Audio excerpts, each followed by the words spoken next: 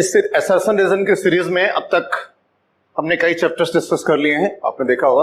अब आज का जो टॉपिक है cell the unit of life, ठीक है।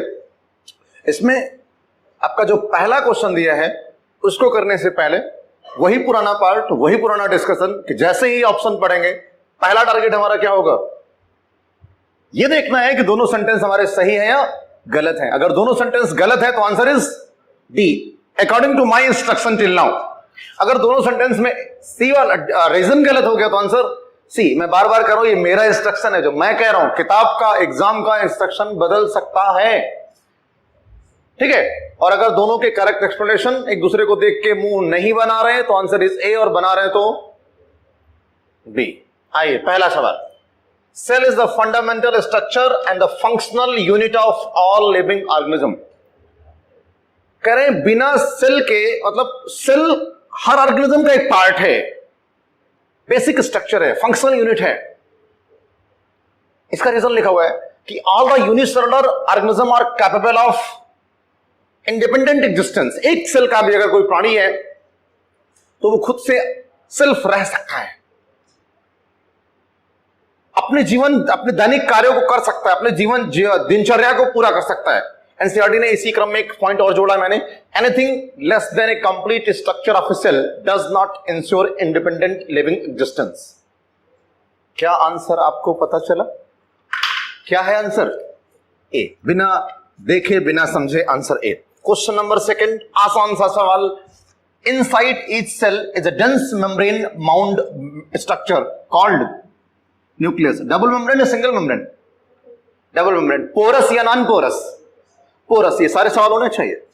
माइटोकॉन्ड्रिया और क्लोरोप्लास्ट में अभी मुलाकात होगी। चलिए, nucleus contains the genetic material DNA only. ये सही है। आरएनए भी होता है, प्रोटीन्स भी होते हैं, तो याद रख लीजिएगा ये आंसर इसका क्या हो जाएगा? सी, क्योंकि असर्शन इज ट्रू और reason is false. Cytoplasm. Cytoplasm is the main arena of cellular activities in both plant and animals, या मैं कह दूं living organisms. Plant, both plant और एनिमल्स में साइटोप्लाज्म में ही सारी की सारी एक्टिविटीज होती हैं। इसका reason, various chemical reaction occurs in cytoplasm to keep cell in living state. किसी भी सेल के अंदर maximum activities, main arena, main जगह, मेन प्लेस कौन है? साइटोप्लाज्म। कौन है? साइटोप्लाज्म। और साइटोप्लाज्म मेन एरिना क्यों है? क्योंकि मेन जो सेलुलर एक्टिविटीज होती हैं, ढेर सारी एक्टिविटीज होती हैं, ढेर सारी केमिकल रिएक्शंस होती हैं, वो कहां होती हैं? साइटोप्लाज्म के अंदर। तो आंसर इज साहब ए की बी। बी तो नहीं कर रहा ना कोई? हाँ, बिल्कुल करना भी मत, तो फिर अच्छा नहीं होगा। अगला question number 4, eukaryotic cells has distinct membrane bound structures organelles. आप जानते हैं यूकैरियोट में सेल ऑर्गेनेल्स होता है, mitochondria, Golgi body, chloroplast, endoplasmic reticulum and so on. ढेर सारे ऑर्गेनेल्स होते हैं, लाइसोसोम, राइबोसोम, जो भी आप कह लीजिए। Ribosome is not membrane bound. Prokaryotes, ribosome is not. Prokaryotic cell lacks membrane bound organelles. Prokaryote में मेम्ब्रेन बाउंड ऑर्गेनेल्स नहीं पाए जाते। क्या एक दूसरे को देख के मुंह बना रहे? बना रहे। एक दूसरे से कोई मतलब नहीं रख रहे हैं, कह रहे तुम अपना मेम्ब्रेन बाउंड लेके रहो, हमको नहीं चाहिए मेम्ब्रेन बाउंड। तो मुंह बनाने वाली बात है। कभी कभी लोग कहते भी है, कोई कुछ मांगता है, हमें नहीं चाहिए, अपना ले जाओ, गुस्से में कहते हैं। क्यों मुंह बना रहे होता है? मतलब हमें तुमसे कोई मतलब नहीं है। और जैसे ही एम्स में आया कि मतलब नहीं आंसर, और मतलब है तो बेटा संभालो संभालो, पन्ना नहीं संभाल रहा, अभी बहुत कुछ संभालना है। Question number 5, assertion. Prokaryotes are generally छोटे छोटे, मतलब प्रोकैरियोट्स में प्रिमिटिव न्यूक्लियस है तो जाहिर सी बात है छोटे छोटे होंगे। लेकिन बेटा याद रखना, हर छोटे हैं तो क्या हुआ, दौड़ तो तेज लेते हैं, तो याद रख लीजिएगा। And multiply faster than eukaryotic cell. Common sense का सवाल है, वही वाला याद रखना कि छोटी सेल है तो तेज तेज दौड़ जाएगी, मल्टीप्लाई कर लेगी जल्दी जल्दी। लेकिन एक बात और याद रख लीजिएगा, prokaryote very greatly in shape and size. एक दूसरे को देख के मुंह बना रहे ना? बना रहे नहीं बना रहे? बना रहे ना? हाँ, सेंटेंस सही है दोनों तो, न सी न डी। और एक दूसरे को देख के मुंह बना रहे, मतलब आपस में कोई मतलब हमें दिख नहीं रहा है। Answer is B. अब अगर इस बात को इसमें एक्सप्लेन किया जाता तो हम इसका आंसर मानते। Answer is question number 6, plasmid DNA आपने पढ़ा होगा पीवीआर 322, पीवीआर 327, बहुत से पढ़े होंगे आपने। तो plasmid DNA confers certain unique selective marker, याद आया, रिकॉग्निशन साइट या जो भी कह लीजिए, यूनिक फिनोटिपिक कैरेक्टर, टेट्रासाइक्लिन, क्लोम्फेनिकॉल, याद आ रहा है कुछ? चलिए आपको बहुत कुछ याद आ रहा होगा। तो plasmid DNA confers certain unique phenotypic character to the bacteria, pBR 322 की याद कर लीजिएगा। Plasmid confers resistance to antibiotic, आगे भी बहुत सी चीजें इसमें लिखी जा सकती हैं, याद आ रहा है? Answer is A is the right answer, correct. Plasmid antibiotic resistance, यहां पे बायोटिक का पॉइंट नहीं है, ये सेल में भी लिखा हुआ है ये बात कि एंटीबायोटिक रेजिस्टेंस जीन पाया जाता है। अगला सवाल, आपने बैक्टीरिया की कवरिंग से सवाल एक बना रहे हैं, उसको भी देखिएगा कि ग्लाइकोकालिक्स, बेटा ये बहुत बेहतरीन क्वेश्चन है, इस पर बन सकता है कि glycocalyx differ in composition and thickness among different bacteria, यानी अलग अलग बैक्टीरिया में ग्लाइकोकालिक्स की जो कंपोजिशन है और थिकनेस है वो क्या कर सकता है, वेरी कर सकता है। एनसीईआरटी ने लिखा है कि कुछ बैक्टीरिया में लूज शीथ पाई जाती है, कुछ बैक्टीरिया में टफ कैप्सूल पाया जाता है, यही ना बेटा? तो मैं कह रहा हूं कि glycocalyx differ composition and differ in thickness, different to different bacteria. तो इसका रीजन क्या होना चाहिए? इसका मतलब हुआ कि कुछ में पतली लेयर होती है और कुछ में टफ लेयर होती है, बोलो कह सकते हैं? तो दोनों भी हो सकती, नहीं भी हो सकती, नहीं भी हो सकती, इसका जो कंटेंट है वो वैरी करता है अलग अलग। तो ग्लाइकोकालिक्स कुड बी लूज शीथ, और लूज शीथ का नाम क्या नाम दिया? Slime layer. और इट मे बी मतलब may be not, may be either thick and tough sheath called capsule. Answer is, बहुत टैलेंटेड हो गए आप लोग, क्या करेंगे मुझे भरोसा आप नहीं, अब हमें डर लग रहा है आपसे। आंसर इज ए। अब डर लग रहा है कि आप कहीं 20 के 20 होना सही कर रहे हैं। बाय ओके, ऐसा टेंशन हो रहा है, एक भी गलत नहीं कर पा रहे हो, एक आध तो करना चाहिए, कोई बात नहीं, सारे सही करके आइएगा। Question number 8, the cell membrane is composed of, किसका बना होता है? सेल मेम्ब्रेन किसका बना होता है? बोल भाई बोल। लिपिड्स। मैं, अरे यार सर मैं कह रहा हूं सिंपली, आपको नहीं, हाँ नहीं हमने तो पढ़ा है प्रोटीन भी होता है, हमने तो आपसे पूछा, हम सिंपली कह रहे हैं cell membrane is composed of lipids. कोई प्रॉब्लम है? ज्ञान बघारने की सर नहीं, हम तो प्रोटीन भी जानते सर, कार्बोहाइड्रेट भी जानते हैं 8% होता है, लपटियाएंगे सही हो जाओगे। फिलहाल आंसर अभी तो हमारा सेंटेंस है, कुछ लोग कह रहे नहीं सर प्रोटीन लिखा नहीं, हम काट देंगे इसको। अरे ऐसा मत कर भाई, होता तो भी है। अच्छा, lipids are arrange in bilayer की ट्राइलेयर, और प्रोटीन इसके बीच में, प्रोटीन बाहर के अंदर बाहर कुछ भी हो सकता है, पेरिफेरल भी हो सकता है, इंटीग्रल भी हो सकता है, वो बात का पॉइंट है। तो lipids are arrange in bilayer and lipids components of membrane mainly contains phosphoglyceride. Answer चाहिए ए, बी, सी या डी? चलो रुको। डी तो नहीं हो सकता, सी नहीं हो सकता, ए भी नहीं हो सकता, नहीं हो सकता, बोलो ए या बी? एक बात बताओ, आप कब आंसर करेंगे इसमें ए, मुझे ये बता दीजिए बस। मैं कह रहा हूं सेल मेम्ब्रेन में लिपिड होती है, दोबारा कह रहा हूं लिपिड बाइलेयर है और मेनली फॉस्फोग्लिसराइड होता है। आपको ए करने में क्या दिक्कत है? या मुझे, अगर आप ए नहीं मान रहे, मुझे कोई आपत्ति नहीं है आपकी बात पे, मुझे सिर्फ इतना बता दीजिए कि ए करोगे कब? लॉजिकल है बॉस, याद रखना। कंफ्यूजन, आपके ए और बी के ही दर्द को तोड़ने आया हूं और कोई टारगेट नहीं है। आंसर इज, एक बार बोलो तेज से, ए। Question number 9,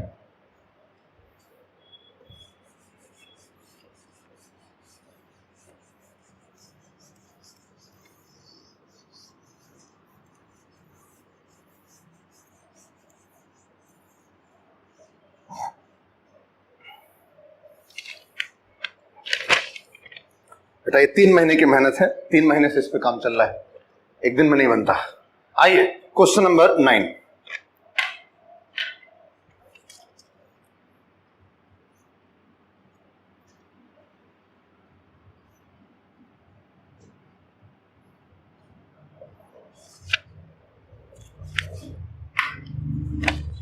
depending on the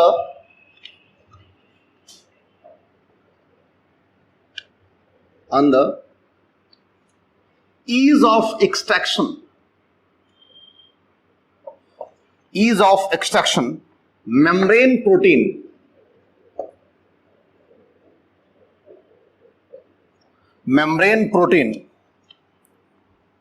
are classified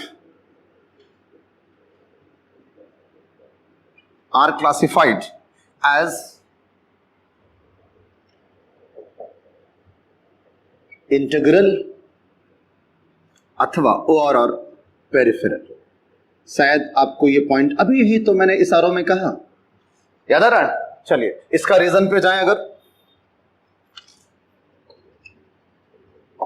peripheral protein lies on, कहां बोलो बेटा? Lies on surface of membrane.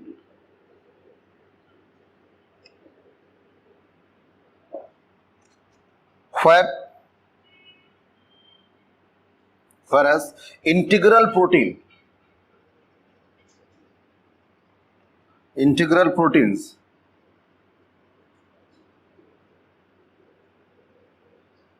are partially buried, partially और totally, दोनों को लिख लो। बरीड, धंसा हुआ रहता है इन मेम्ब्रेन। चलिए साहब, सवाल याद करते हैं। पुरानी बातें हैं जो आपने पढ़ी हुई हैं कि जो आपका कितनी आसानी से आप मेम्ब्रेन प्रोटीन को निकाल पाओगे, जो हमारी मेम्ब्रेन है उसके प्रोटीन को निकाल पाओगे, इस आधार पे प्रोटीन को दो पार्ट में डिवाइड किया गया है। आपने टनल प्रोटीन का नाम सुना होगा, याद आ रहा है? उसको आसानी से निकाला नहीं जा सकता, लेकिन जो हमारी रिकॉग्निशन प्रोटीन होती हैं, जो चीजों को रिकॉग्नाइज करती हैं, उन्हें हम आसानी के साथ एक्सट्रैक्ट कर सकते हैं। तो करें depending in the ease of extraction, मतलब कितनी आसानी से आप उसे निकाल सकते हैं बाहर। Membrane protein are classified as two, एक इंटीग्रल जो अंदर धसी होती है, अपने फ्लूइड मोज़ेक मॉडल पढ़ा होगा सिंगर एंड निकोलसन का, और एक पेरिफेरल होती है जो बाहर की तरफ होती है। बाहर वाली होती है वो रिकॉग्निशन में मदद करती है, और जो अंदर वाली होती है वो ट्रांसपोर्ट प्रोटीन की तरीके से काम करती है। तो आगे सुनिएगा, तो peripheral protein lies on the surface, ऊपर पाई जाएगी। भाई स्वागत कौन करेगा गेट पे? किसी को पहचानने का काम जो गेट पे खड़ा होगा, बाहर खड़ा होगा। तो lies on the membrane surface, whereas the protein are partially or totally buried in the membrane, थोड़ा या आंशिक रूप से या पूरी तरीके से धसी होती है लिपिड के अंदर, और वो आसानी से निकल नहीं पाएगी। तो वो किसी न तरीके से चैनल प्रोटीन के तरीके से काम करेगी, या टनल प्रोटीन के तरीके से काम करेगी। तो आंसर क्या होगा इसका? बोले साहब आंसर क्या होगा? Question number 10।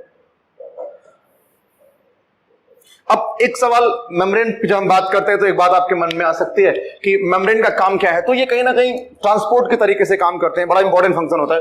वो ट्रांसपोर्ट एक्टिव भी हो सकता है और पैसिव भी हो सकता है, ये हम आपसे बात करेंगे ट्रांसपोर्ट इन प्लांट वाले चैप्टर में। तो जरूरत के हिसाब से एक्टिव पैसिव हो सकता है, वो अलग पॉइंट है। क्वेश्चन नंबर 10 आइए, क्वेश्चन नंबर 10 में हम बात करते हैं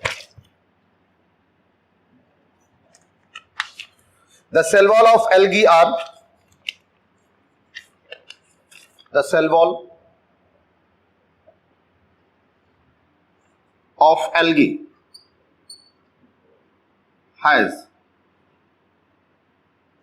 cellulose, ये सवाल आपसे आ चुका एग्जाम में, गैलेक्टन्स, मैनन्स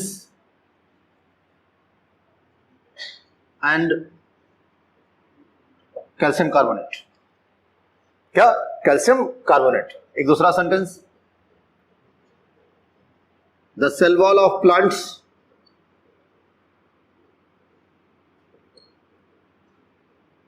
एक्सेप्ट एल्गी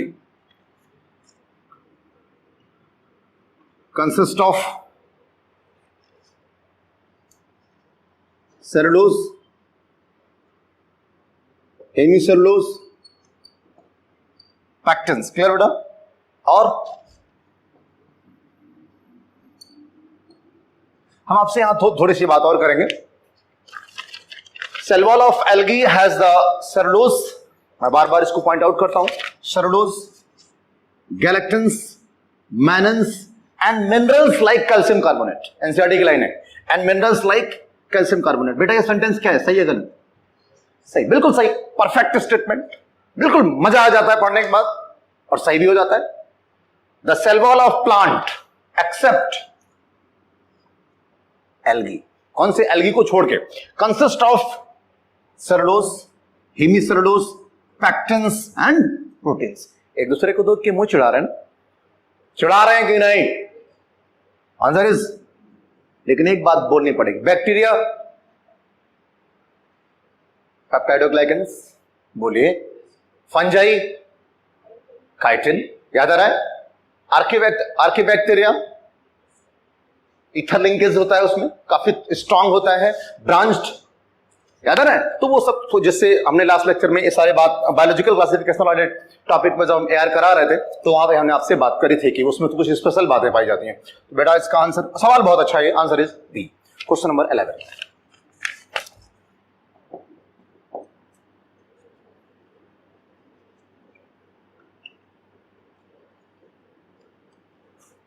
आई, इंडो मेम्ब्रेन सिस्टम, बहुत अच्छा सवाल, बहुत आसान सवाल।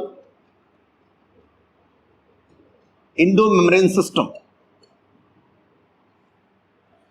includes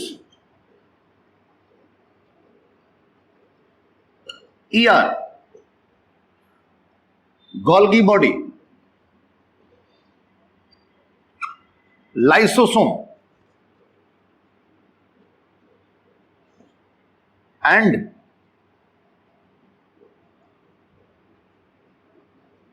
vacuoles। इधर देख, इधर ये सब इंडो मेम्ब्रेन के पार्ट हैं। जब इंडो मेम्ब्रेन पढ़ेगा तो गर्ल भी पढ़े लिखिएगा, स्पेलिंग ध्यान रखिएगा, दूसरे वाले लिखते हैं आप। चलिए, Indo membrane system includes ER, Golgi body, lysosome and vacuoles. ये सब के सब आपस में कनेक्टेड हैं, इंडो मेम्ब्रेन सिस्टम के पार्ट हैं, सॉरी इंडो मेम्ब्रेन सिस्टम के पार्ट हैं। क्यों? क्योंकि आप जानते हैं प्रोटीन बनता कहां है, प्रोटीन बनता कहां है?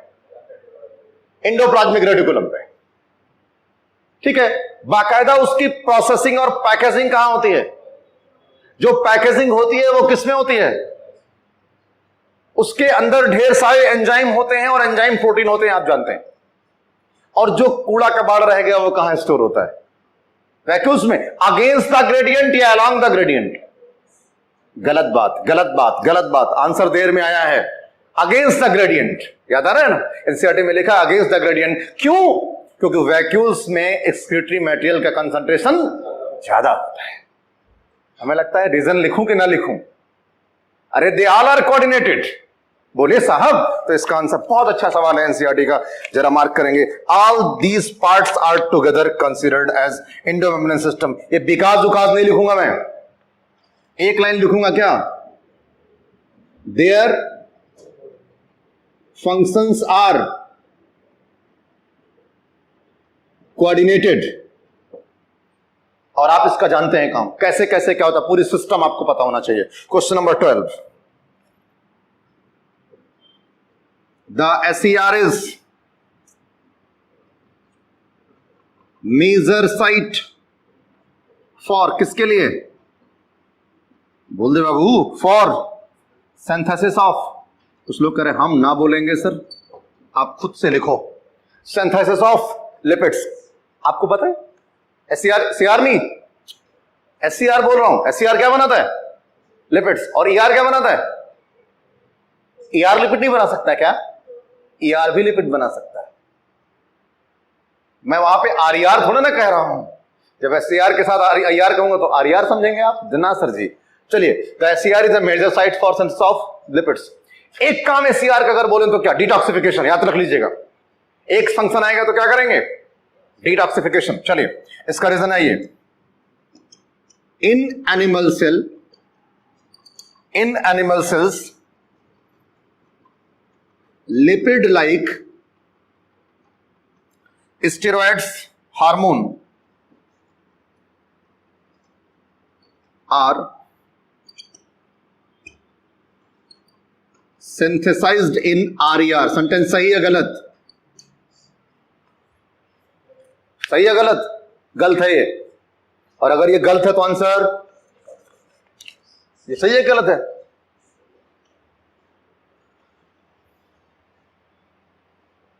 लिपिड और आरईआर का बड़ा दूर दूर का कोई नाता नहीं है, तो आंसर इज, चलिए क्वेश्चन नंबर नेक्स्ट।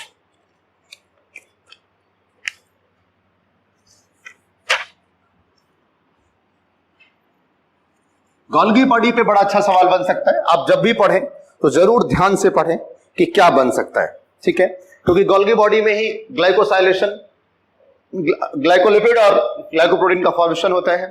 सिस और ट्रांस आपस में इंटरकनेक्टेड होते हैं, जबकि वो बहुत अलग अलग होते हैं। दोनों दो किनारा है,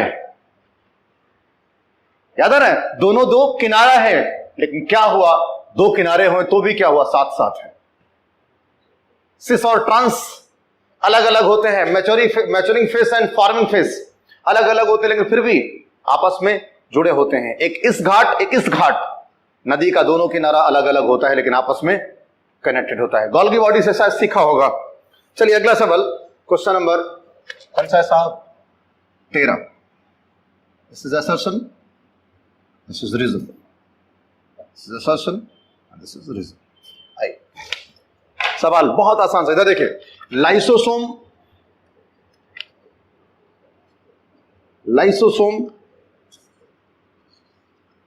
आर capable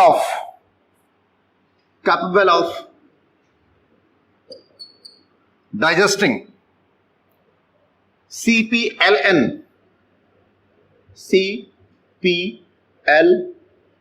and N, मतलब carbohydrate, protein, lipid and nucleic acid. इधर देखिए बेटा, इधर बोर्ड पे, प्लीज बोर्ड पे आइएगा।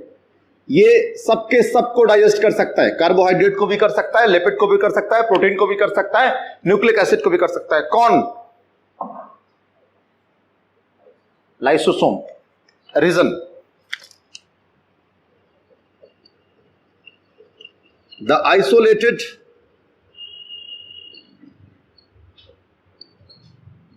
lysosome vesicles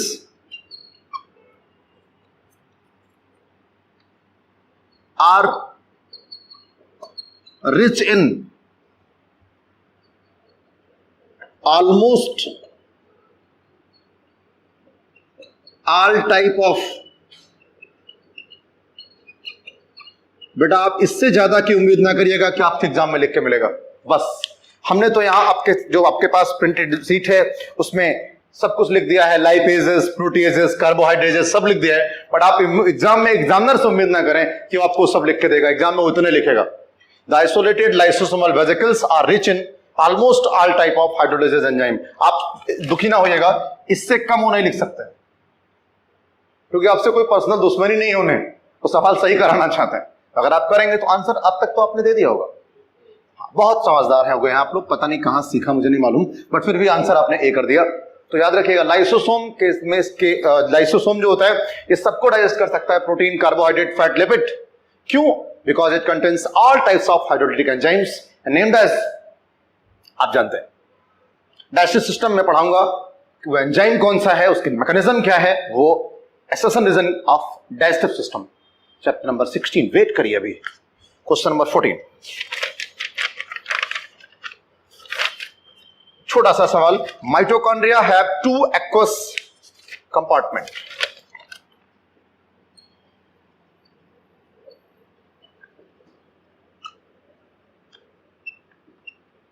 to aqueous compartments. इसका reason, each mitochondria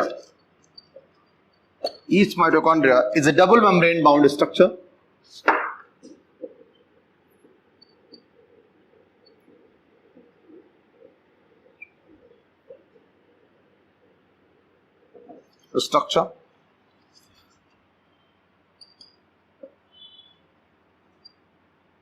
with the outer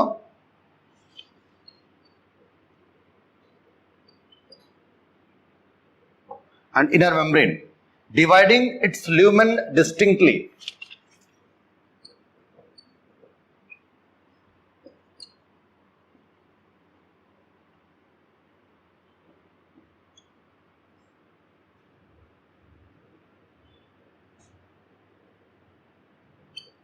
क्या आंसर आ गया? बोलो, आया या नहीं आया? आ गया। अरे माइटोकॉन्ड्रिया के पास दो चैम्बर होते हैं, एक आउटर एक इनर। बोलो बेटा, और ऐसा क्यों हुआ? कह रहे हैं each mitochondria is double membrane structure. भाई ये वाला याद करिए ना, ऐसे तो होंगे तो दो चैम्बर नहीं हो जाएगा, एक ये। बोलिए भाई, अगर डबल मेम्ब्रेन हो जाएगा दो घेरा बन गया ना, दो लाइन एक बार दो सर्किल, मान लो सर्किल बना तो एक ही सर्किल तो एक ही दो डिब्बों में डिवाइड कर देता है, दो पार्ट में डिवाइड कर देता है। तो आंसर आइए अगला सवाल, क्वेश्चन नंबर, सीरीज देख लेना बेटा कौन सी है।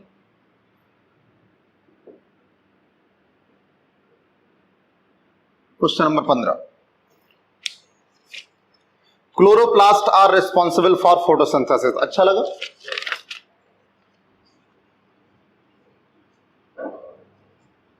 माइटोकॉन्ड्रिया को कोशिका का ऊर्जा घर कहते हैं, power house of the cell, generator of the cell, engine of the cell किसे कहते हैं? आप बताइए। राइबोसोम, क्योंकि इंजन मतलब क्या? Protein. Kitchen of the cell, director of the cell, mastermind of the cell. Mastermind of the cell is the nucleus, director of the cell is the nucleus. Traffic incharge of the cell, traffic controller, Golgi body, main traffic controller Golgi body. बोलिए main traffic controller कौन? अरे भैया सारी packaging वही करता है, याद रख लीजिएगा। चलिए चलिए चलिए चलिए ठीक है, chloroplast are responsible for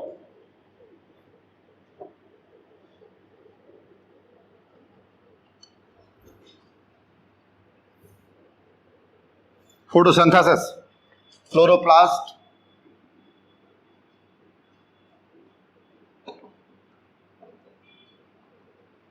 contains chlorophyll,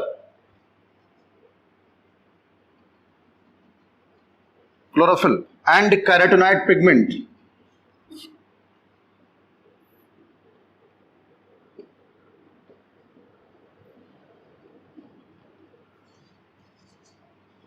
Carotenoid pigments which trap light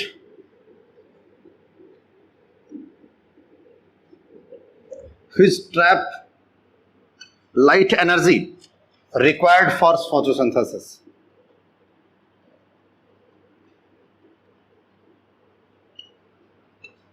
Required for answer. देखिए सेंटेंस क्लोरोप्लास्ट फोटोसिंथेसिस करता है, इसमें कोई संदेह नहीं है। और वो किस वजह से कर पाता है? क्योंकि उसके पास क्या होता है? क्लोरोफिल होता है। उसके पास क्या होता है? कैरोटीनॉइड होता है। वो एनर्जी को ट्रैप करता है। क्लोरोफिल ए को सारी की सारी एनर्जी सब सारे पिगमेंट्स मिलके देते हैं, भैया लो तेरा तुझको अर्पण, क्या लागे मेरा, हमारा नहीं है कुछ, आपसे करो, हमसे ना हो पाई।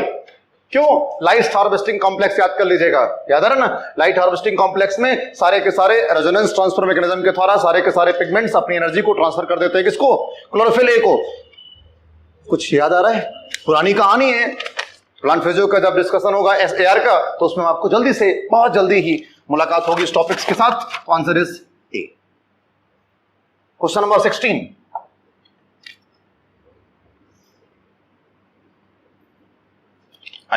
क्वेश्चन नंबर 16 में अगर चलते हैं,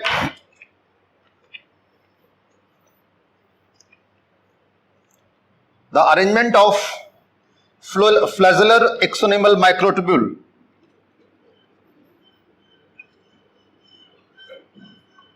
the arrangement of flagellar axonemal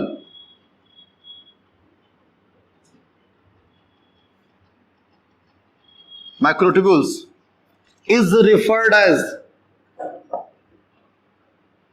9+2 arrangement। याद आ रहा है बेटा कुछ? देखिए 9 पेरिफेरल और 2 सेंट्रल, सिंगलेट की डबलेट, सिंगलेट। जो अंदर वाले हैं वो कैसे हैं याद रख लीजिएगा भाई, 2 सिंगल है तभी तो पेयर बोलेंगे ना। चलिए आप हमारी बात समझ पा रहे? 9+2, 9 वाले डबलेट हैं जो पीछे दिए हैं, बट ये अंदर वाला क्या है? सिंगलेट है। चलिए, तो यहां पे मैं दोनों सवाल जरूर लेके आया हूं, ये भी कराऊंगा एक सवाल और अभी कराऊंगा। तो the arrangement of the flagellar axonemal microtubules is referred as 9+2, वो पेरिफेरल 9 और 2 सेंट्रल सिंगली प्लेस्ड। आइए, तो इसका जो सेंटेंस होगा, इसका जो रीजन होगा कि फ्लैजेलर एक्सोनीम यूजुअली हैज, बेटा इधर देखिएगा, यूजुअली हैज यही खेल हो जाती है, 9 पेयर पेरिफेरल किस बोले क्या, 9 pairs of doublet, 9 pairs of doublets of radially arrange, NCERT की लाइन है साहब, of radially arranged peripheral microtubules. घर जाके एनसीईआरटी का डायग्राम जरूर देखें, peripheral microtubules and pair of centrally located microtubules, pair of centrally located microtubules. Answer is A. Reason clear, एकदम perfect सवाल एनसीईआरटी में ऐसे बन के आएगा। भाई 9+2 है तो क्यों है, वो 9 बाहर डपलेट और अंदर 2 centrally singlet unpaired. Clear. Question number कितना हो गया बेटा, 16। आइए,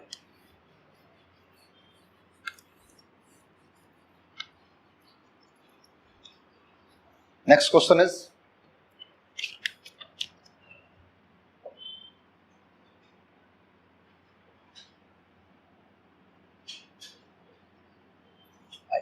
question number 17।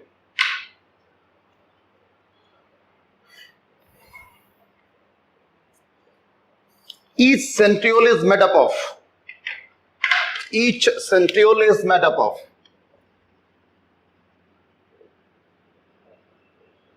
is made up of, each centriole is made up of 9 evenly spaced, 9 evenly spaced peripheral fibril of tubular protein,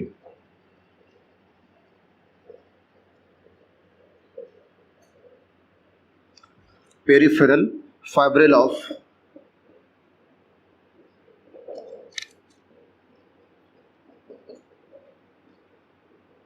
चलिए तो सोच के बताइए ये सेंटेंस सही है या गलत। Each of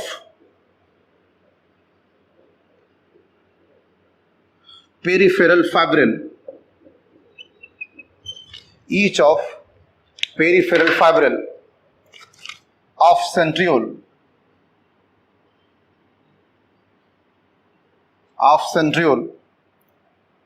is doublet which are linked. Answer, चलिए साहब, नाम तो नहीं ले, हाँ answer B, answer YC, yes. चूक हो गई साहब आपसे, यहां ट्रिपलेट होता है, जहां क्या लिखा है, डपलेट। समझ आ रहा है या नहीं, बताओ जल्दी से, बोले साहब यस या नो। चलिए अगला सवाल, क्वेश्चन नंबर 18, मुस्कुराइए बैठ के। क्वेश्चन नंबर 18, न्यूक्लियस एज, आसान सा सवाल, छोटा सा बट गलती हो सकती है। Nucleus as a cell organelle was first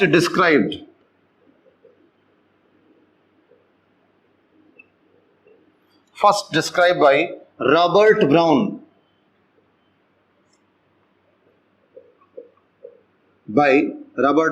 in 1931। अगला,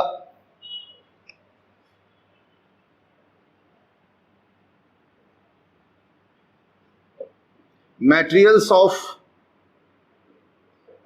nucleus is stained by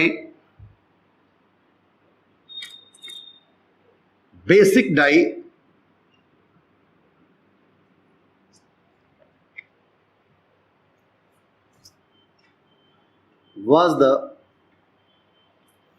was given the name by Huxley. चलिए आंसर सी, ए या बी या डी, वाई। दो गलती है। पहली गलती ये 1931 नहीं है साहब, ये 1831 है। बोलो। और ये हक्सले नहीं है, फ्लेमिंग है। आंसर इज डी, याद रखें।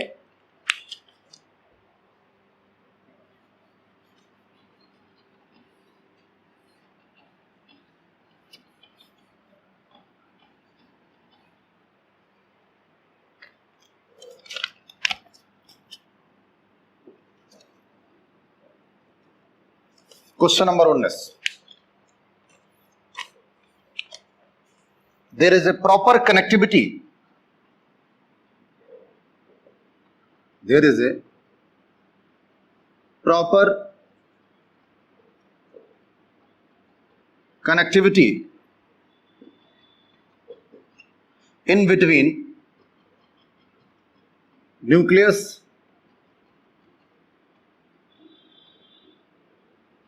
and cytoplasm. Reason: nuclear pores are passes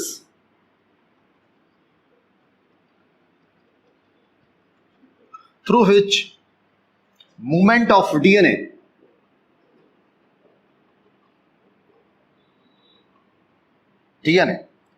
and protein molecules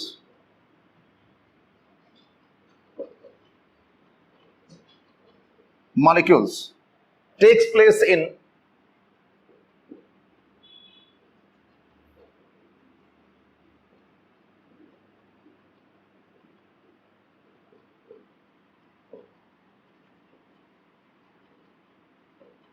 both direction. Answer हाँ, डीएनए गलत है ना? क्यों साहब? क्या होना चाहिए? आरएनए होना चाहिए। क्या होना चाहिए? आरएनए होना चाहिए। बस।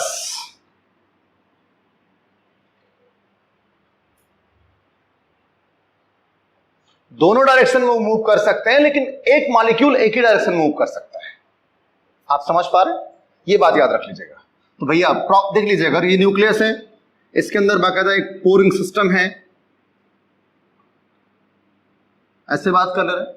आरएनए और प्रोटीन का मूवमेंट हो सकता है, मूवमेंट बाई डायरेक्शनल है, लेकिन एक मॉलिक्यूल का मूवमेंट एक ही डायरेक्शनल में है। ये बात याद रख लीजिएगा। आंसर इज सी, क्योंकि यहां पे डीएनए का मूवमेंट नहीं होता, आरएनए और प्रोटीन का मूवमेंट होता है। क्वेश्चन नंबर 20, क्या? The metacentric chromosome has 2 columns. The metacentric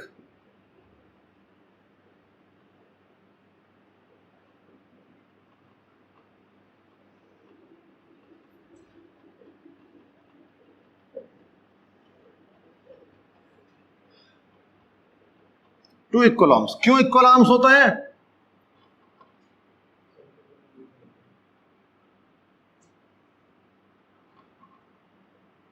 इंची टेल पे नाप लेना, क्योंकि इनका जो सेंट्रोमियर होता है क्या होता है? सेंटर में होता है, मिडिल में होता है। तो metacentric chromosome have 2 equal arms. Why? It has middle centromere.